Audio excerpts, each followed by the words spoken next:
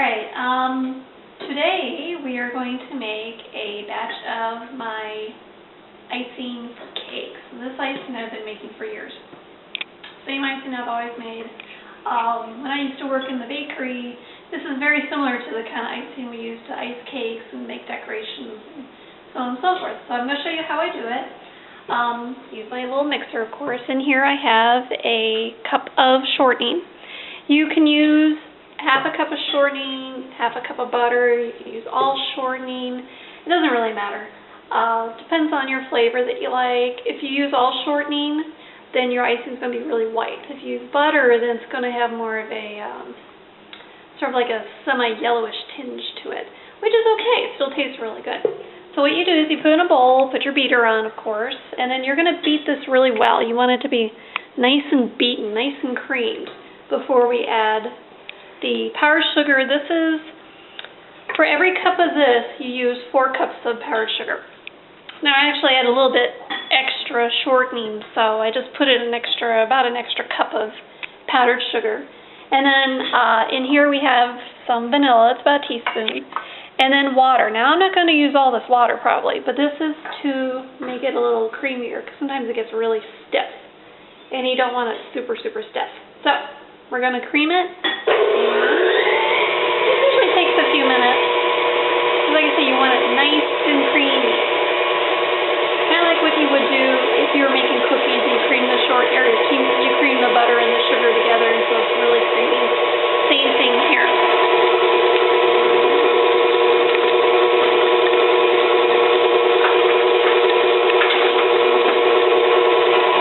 This will take a few minutes and we'll be back.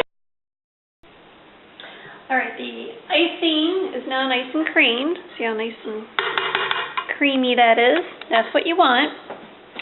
And now, I'm just going to scrape that off. This, I don't know if anybody has this, those who have KitchenAids might have this. This is like a splatter shield. I usually put it on when I make my icing because it usually makes a really big mess. Alright, so now what you do is you're going to turn it on low, and we're going to start adding in the powdered sugar. Now, I usually add about half of it, and I see how it goes after that. This just makes it easier to dump it in without too much trouble.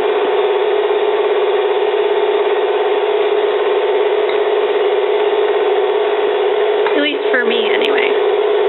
As you know, it's getting kind of chunky in there, and that's okay. Watch out. Watch out.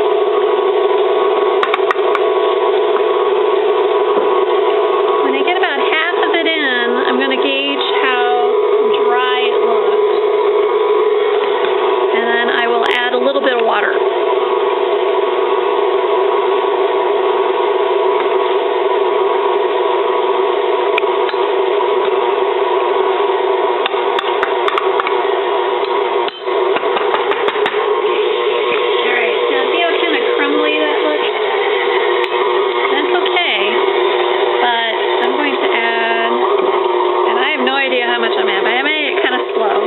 Maybe a tablespoon of water. I'm going to beat that for a few seconds.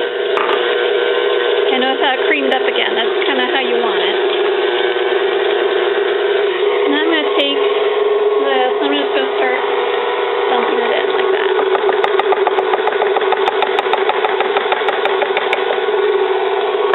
And that's all the rest of it.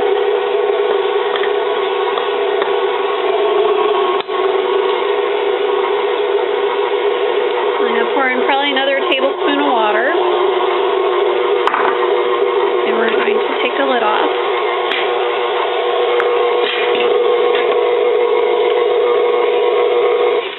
Alright, now it's not done by any means, but I do want to scrape my sides sometimes, especially because it's really chunky down here. So you know what I'm going to do is I'm going to lift this.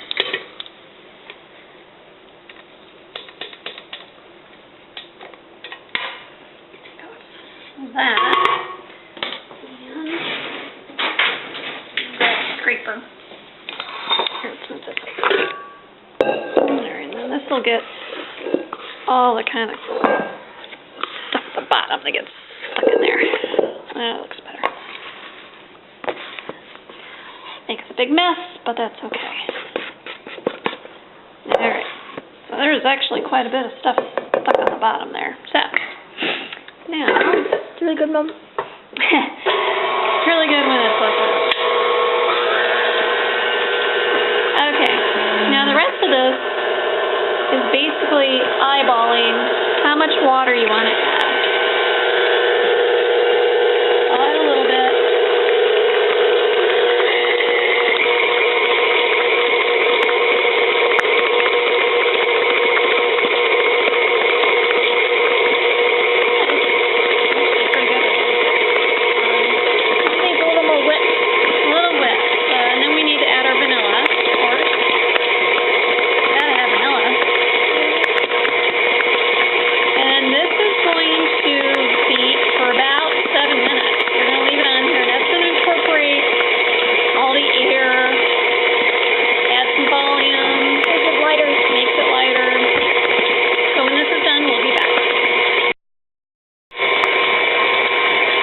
Looks like our icing is now done. I will turn it off. And, ooh, nice and creamy. Look at that.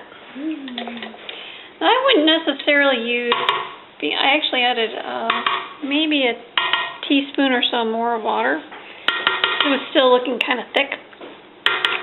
So I don't know if I would necessarily use this soft of an icing for decorating. But for icing the cake, it's good. So I want you to test it and see how it is. It's really good. You want to try some?